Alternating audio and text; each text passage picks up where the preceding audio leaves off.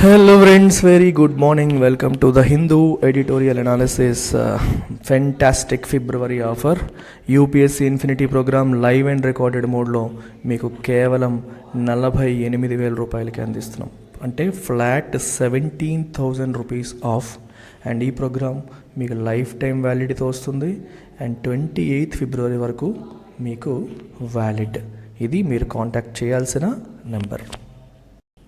అదే UPSC infinity ఆఫ్లైన్లో కూడా అందుబాటులో ఉంది. వైజాగ్ మరియు హైదరాబాద్ 2 లొకేషన్స్లో ఉంది. 75ది 58కి వస్తుంది, which means 17,000 rupees of. Again comes with life time validity. This is again valid till 28 ఫిబ్రవరి. ఎక్కడ కనిపిస్తున్న నెంబర్కి మీరు కాంటాక్ట్ చేసి జాయిన్ అవ్వాలి. యూపీఎస్సీ ఆప్షనల్స్ పైన 13,000 ఆఫ్ ఉంది. 35ది 22కు ఉంది. మీకు మన ఇన్స్టిట్యూట్లో పబ్లిక్ అడ్మినిస్ట్రేషన్, పిఎస్ఐఆర్, అలాగే anthropology, sociology, Telugu literature optionals మనం అందుబాటులో ఉంచాం.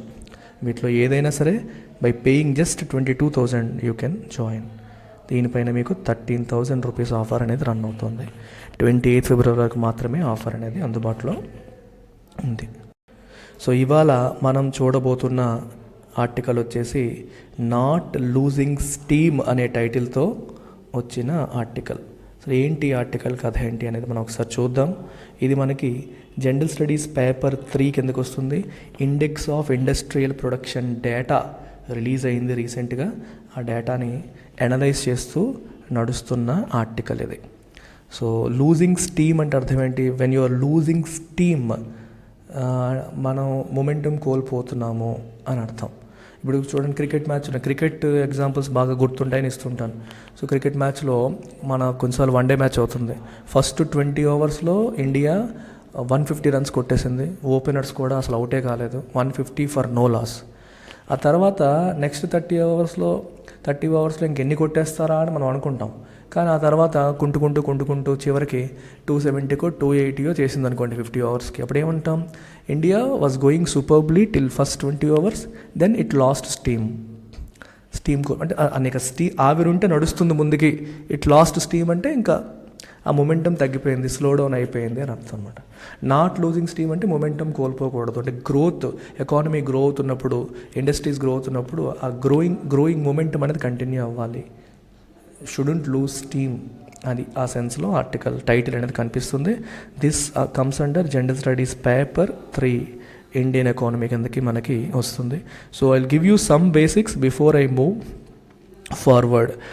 ఫస్ట్ ఆఫ్ ఆల్ మనకి index of industrial production data is released monthly.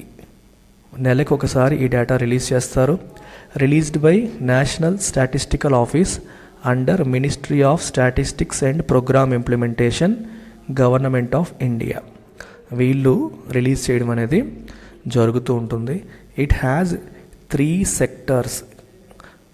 IIP data covers the data of 3 sectors. What are the 3 sectors? Mining, manufacturing and electricity. Maximum weightage is with manufacturing. Close to 78%, 77-78% వరకు, అప్రాక్సిమేట్గా 78% వరకు మ్యానుఫ్యాక్చరింగ్కి weightage ఉంటుంది. Mining, electricity దానికంటే తక్కువ వెయిటేజ్తో ఉంటాయి. So 3 సెక్టార్ల performance, మనకి ఎంత అవుట్పుట్ అవి ఇచ్చాయి ఈ పర్టికులర్ మంత్లో అనేది మనకి క్యాప్చర్ చేస్తుంది index of industrial production. So దీని యొక్క బేస్ ఇయర్ అంటే ఏ ఇయర్ని రెఫరెన్స్గా తీసుకొని క్యాల్కులేషన్స్ చేస్తారు అంటే మనకి 2011 and 12 is the base year అని మనం చెప్పొచ్చు. ఐఐపి డేటా క్యాప్చర్ చేసేది 3 సెక్టార్స్ డేటా అని చెప్పాను. సెక్టార్స్ పాయింట్ ఆఫ్ వ్యూలో కాకుండా గుడ్స్ అంటే ఎటువంటి గుడ్స్ని క్యాప్చర్ చేస్తుంది, ఎటువంటి వస్తువుల్ని క్యాప్చర్ చేస్తుంది అనే ఆస్పెక్ట్లో తీసుకుంటే మనకి 6 యూజ్ బేస్డ్ గుడ్స్ అని చెప్పి మనం చెప్పొచ్చు. యూజ్ బేస్డ్ గుడ్స్ 6 కేటగిరీస్ కింద మనం చెప్పొచ్చు. ఏంటి ఆ 6 కేటగిరీస్ అంటే, 1 ప్రైమరీ గుడ్స్, రెండవది మనకి క్యాపిటల్ గుడ్స్ అని చెప్పంటాం, క్యాపిటల్ గుడ్స్. మూడవది ఇన్ఫ్రాస్ట్రక్చర్ లేదా కన్స్ట్రక్షన్ గుడ్స్. నాలుగవది ఇంటర్మీడియట్ గుడ్స్.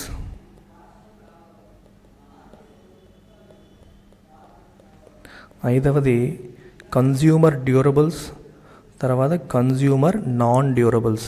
ఇలా 6 యూజ్ బేస్డ్ కేటగిరీస్ కింద కూడా డివైడ్ చేయొచ్చు, లేదా 3 సెక్టార్స్ కింద డివైడ్ చేయొచ్చు. సో ఇది మీకు ఈ చార్ట్ కూడా మీరు గమనిస్తే, ఇక్కడ చార్ట్ కూడా నేను తీసుకున్నాను, మన లేటెస్ట్ డేటా ఇది చూడండి మీరు. 3 sectors: mining, manufacturing, electricity. Maximum weightage 77.63% మ్యానుఫ్యాక్చరింగ్కి, followed by mining 14.37, followed by electricity. అలాగే ఇదే డేటా మీరు చూస్తే యూజ్ బేస్డ్ సెక్టార్స్ కింద మీరు చూస్తే primary goods 34%. So maximum weightage use based goods తీసుకుంటే ప్రైమరీ గుడ్స్లో మనకి ఫెర్టిలైజర్స్ అంటే వ్యవసాయానికి సంబంధించినవి, మైనింగ్కి సంబంధించింది, ఎలక్ట్రిసిటీ, ఇదంతా ప్రైమరీ గుడ్స్లోకి వస్తుంది.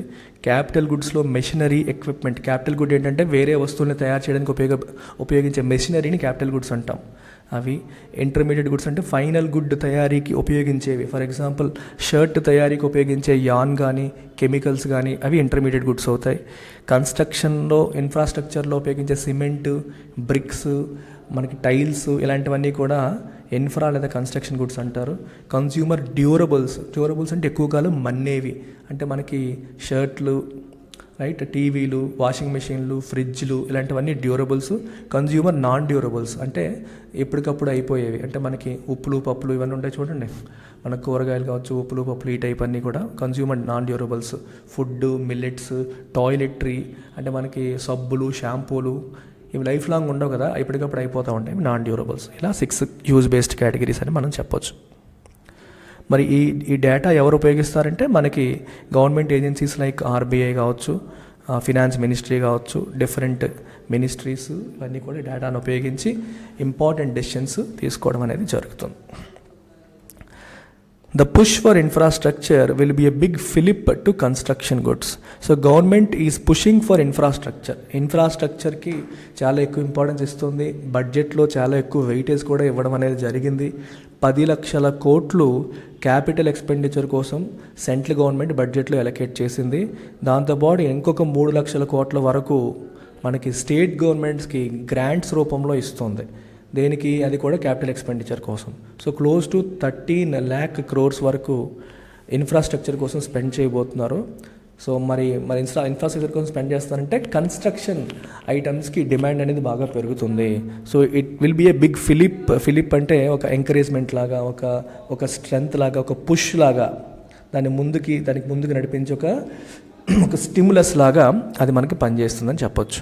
The latest industrial output estimates from the National Statistical Office indicate an across-the-board loss of momentum in December, with overall production growth slowing to 4.3% year-on-year from November 7.3% pace.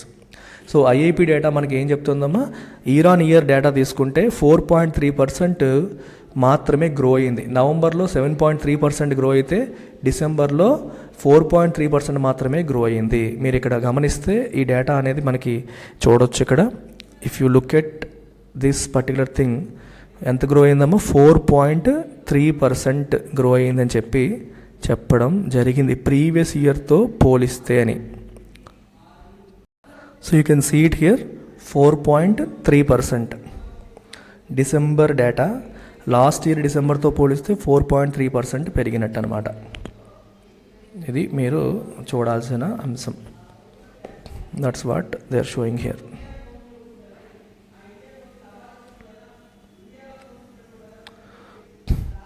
While activity was unchanged or moderated across all the 3 constituents of the index of industrial production, ఏంట 3?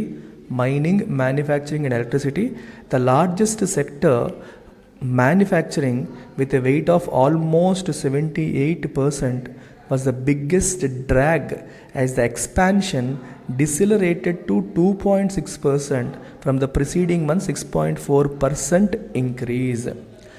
నవంబర్లో 6.4% increase ఉండేది manufacturing సెక్టర్లో, అది డిసెంబర్లో 2.6కి పడిపోయింది. Expansion అనేది తగ్గిపోయింది అనమాట. సో ఈ మైనింగ్, మ్యానుఫ్యాక్చరింగ్, ఎలక్ట్రిసిటీ ఉన్నప్పటికీ 3 ఉన్నాయి. అయితే మ్యానుఫ్యాక్చరింగ్లో ఎక్కువగా డ్రాగ్ అనేది మనకి కనిపిస్తుంది. Assessed on a sequential or month on month basis. మీరు month on month basis calculate చేస్తే ఎప్పుడైనా సరే పర్సంటేజెస్ అన్ని ఇయర్ ఆన్ ఇయర్, అంటే ఈ సంవత్సరం December versus last year December అలా చేస్తారు. అయితే మంత్ ఆన్ మంత్ చేస్తే, సీక్వెన్షియల్ లేదా మంత్ ఆన్ మంత్ చేస్తే మనకి ఏం కనిపిస్తుందంటే mining and manufacturing posted slowdowns. నవంబర్తో పోలిస్తే స్లో డౌన్ కనిపిస్తుంది.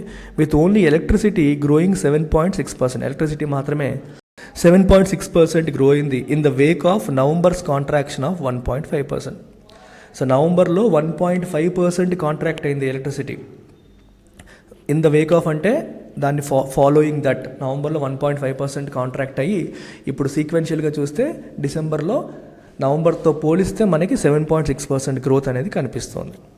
Manufacturing wear the sequential growth slowed by more than 2 percentage points to 4.7% from 6.9% in the previous month was weighed down by 3 of the 6 use-based sectors including consumer durables, consumer non-durables and capital goods. మీరు use based సెక్టార్స్ని ఒకసారి గమనిస్తే ఏమవుతుందంటే manufacturing wear the sequential growth slowed by more than 2 percentage points to 4.7% from 6.9% in previous month. ఎందుకు manufacturing తగ్గిపోయింది, మ్యానుఫ్యాక్చరింగ్లో growth ఎందుకు తగ్గిందంటే మనకి 6 use based sectors చెప్పాను, అందులో 3 డ్రాగ్ కనిపిస్తుంది. ఏంటవి? Consumer durables, consumer non durables, capital goods. The 3 categories reflect a broader trend in the economy. అవి మన ఎకానమీ ట్రెండ్ని కూడా రిఫ్లెక్ట్ చేస్తున్నట్టు.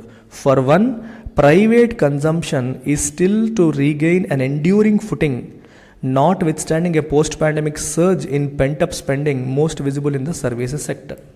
చాలా ఇంపార్టెంట్ పాయింట్ ఇది. ఇక్కడ మీరు గమనిస్తే ఇందాక మీకు చెప్పిన 6 సెక్టార్స్ పేర్లు రాశాను కదా, ఈ 6 సెక్టార్స్లో మీరు ఒకసారి గమనించండి.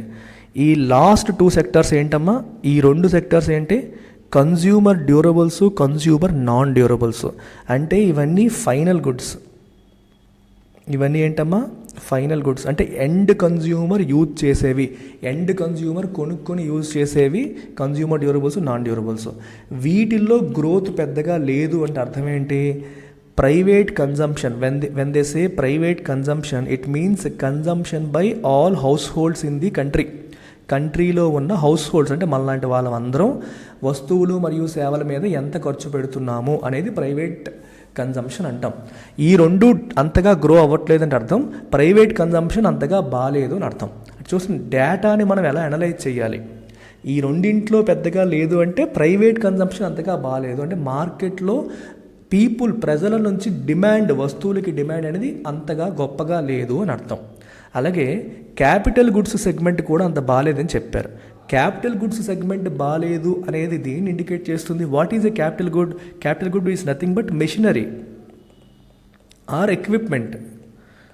మనకి ఇండస్ట్రీస్లో వేరే ఫైనల్ గుడ్స్ని తయారు చేయడానికి ఉపయోగించే మెషినరీ లేదా ఎక్విప్మెంట్ని క్యాపిటల్ గుడ్ అంటారు. క్యాపిటల్ గుడ్స్లో గ్రోత్ పెద్దగా లేదంటే అర్థం ఏంటి?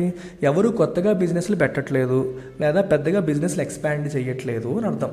బిజినెస్ పెట్టేవాడే కదా మెషినరీ కొనుక్కొని ఇన్స్టాల్ చేస్తాడు. మరి వీటిల్లో పెద్దగా గ్రోత్ లేదంటే కొత్తగా ఇన్వెస్ట్మెంట్స్ ఎక్కువగా రావట్లేదు. Which means private investment. It is called private investment అంటాం. ప్రైవేట్ ఇన్వెస్ట్మెంట్ అంటే అర్థం ఏంటమ్మా? కార్పొరేట్ కంపెనీస్ కానీ ఇవన్నీ బిజినెస్ ఎక్స్పాన్షన్ కోసం లేదా బిజినెస్ నడపడం కోసం చేసే ఇన్వెస్ట్మెంట్ని ప్రైవేట్ ఇన్వెస్ట్మెంట్ అంటారు. క్యాపిటల్ గుడ్స్ బాగాలేదంటే ప్రైవేట్ ఇన్వెస్ట్మెంట్ అంతగా బాగాలేదనే మీనింగ్ మనకు అక్కడ వస్తుంది.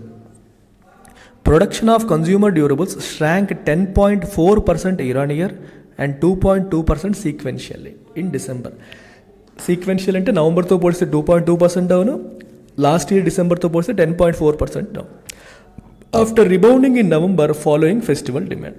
నవంబర్లో మంచిగా రిబౌండ్ అయింది ఎందుకంటే ఫెస్టివ్ డిమాండ్ ఉంది కాబట్టి. ఇప్పుడు ఆ పరిస్థితి లేదు. Non durables experienced a sharp sequential deceleration with growth braking to 7.4% month on month. Non డ్యూరబుల్స్లో కూడా సీక్వెన్షియల్ డిసిలరేషన్ కనిపిస్తోంది. గ్రోత్ ఏమో 7.4%కి పడిపోయింది. Capital goods data point to continuing uncertainty and the private sector investment funk. మీకు already చెప్పాను capital goods data బట్టి మనకి ప్రైవేట్ సెక్టర్ ఇన్వెస్ట్మెంట్ గురించి చెప్పొచ్చు అని.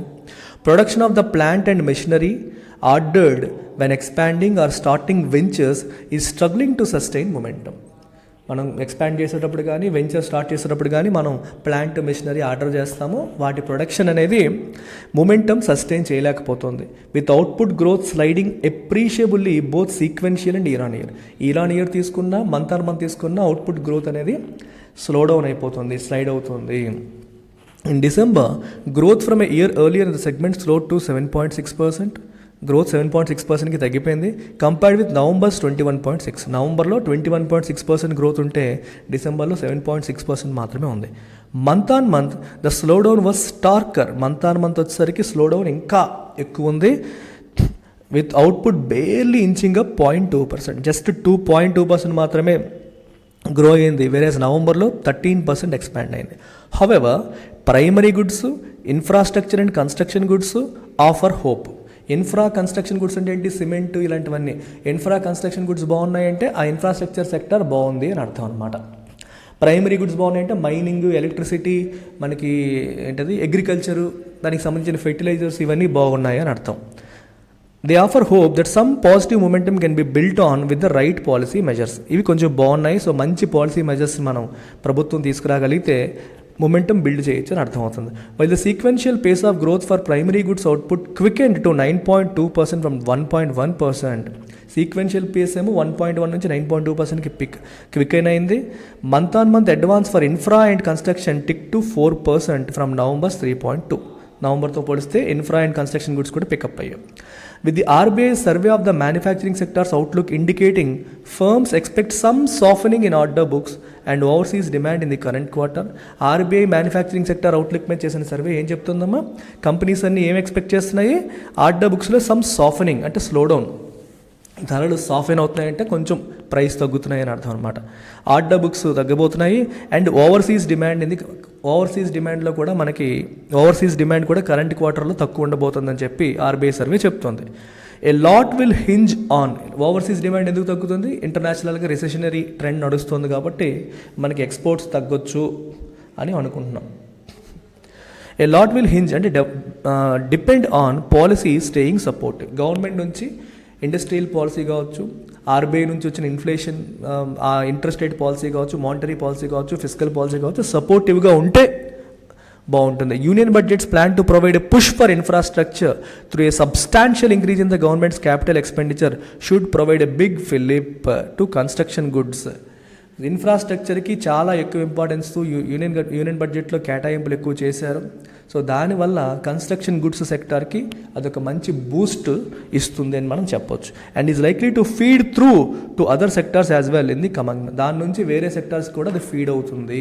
ఒక సెక్టార్ ఇంప్రూవ్ అయితే దానివల్ల వేరే దానికి, ఇప్పుడు చూడండి కన్స్ట్రక్షన్ సెక్టార్కి ప్రభుత్వం ఎక్కువ కేటాయింపులు చేస్తే వేరే సెక్టార్స్కి ఏ రకంగా ఉపయోగపడుతుంది ఒకసారి మీరు ఆలోచించండి.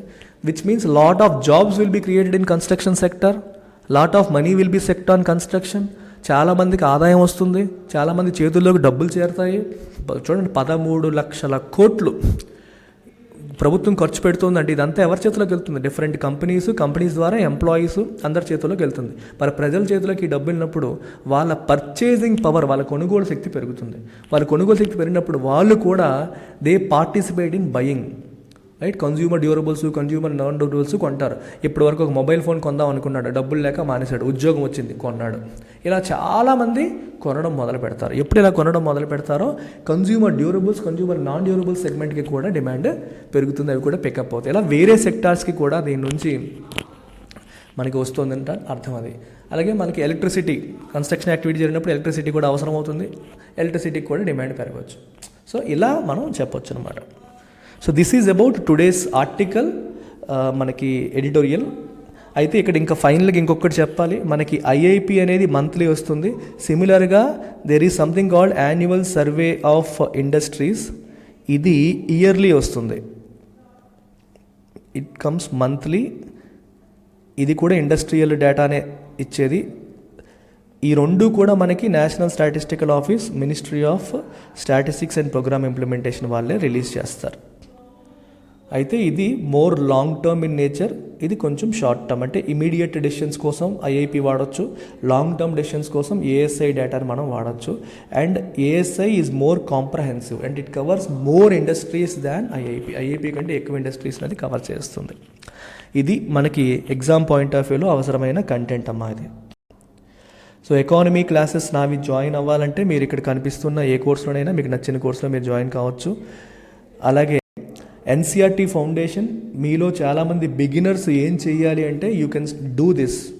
నాకు ఇంకా టైం ఉంది, స్లోగా స్టార్ట్ చేస్తాను అనుకునే వాళ్ళు you can kick start your preparation with NCERT foundation. Especially college students కావచ్చు, ఫైనల్ ఇయర్ వాళ్ళు, సెకండ్ ఇయర్ వాళ్ళు, మీరు ఎన్సీఆర్టీ ఫౌండేషన్ కోర్సుతో మీ ప్రిపరేషన్ని స్టార్ట్ చేయొచ్చు. అండ్ మనం స్పెషల్ ఆఫర్ 5,000 రూపీస్ ఆఫ్ కూడా ఇస్తున్నాం. అంటే 15,000 మీకు 10,000కి అందుబాటులోకి వచ్చేసింది. 28 ఫిబ్రవరి లోపు జాయిన్ అయ్యే వాళ్ళకి ఈ అవకాశం అనేది లభిస్తుంది. లైఫ్ టైం వ్యాలిడిటీ ఉంది. దీని నుంచి మీరు రేపు పొద్దున్న రెగ్యులర్ యూపీఎస్సీ ప్రోగ్రామ్కి అప్గ్రేడ్ కూడా అవ్వచ్చు. ఈ నెంబర్కి మీరు కాంటాక్ట్ చేయొచ్చు, లేదా మన వెబ్సైట్లో డైరెక్ట్గా కూడా మీరు పర్చేస్ చేయవచ్చు. So do make use of this opportunity. పనిలో పనిగా ఇవాళ చదివిన ఎడిటోరియల్ మీద ఒక ఎంసీక్యూ ఇచ్చాను. ఈ ఎంసీక్యూ కూడా ప్రాక్టీస్ చేయండి. Identify incorrect statements. ఇందులో ఇన్కరెక్ట్ స్టేట్మెంట్ మీరు ఐడెంటిఫై చేయాలి. Capital goods data indicate private consumption in the economy. Consumer durables and consumer non durables data indicate private investment in the economy. రెండిట్లో incorrect statements ఏమైనా ఉన్నాయా? ఉంటే identify చేయండి. రెండునా, నన్నా, ఓన్లీ వన్నా, only two? Put your answer in the comment section. Take care, bye.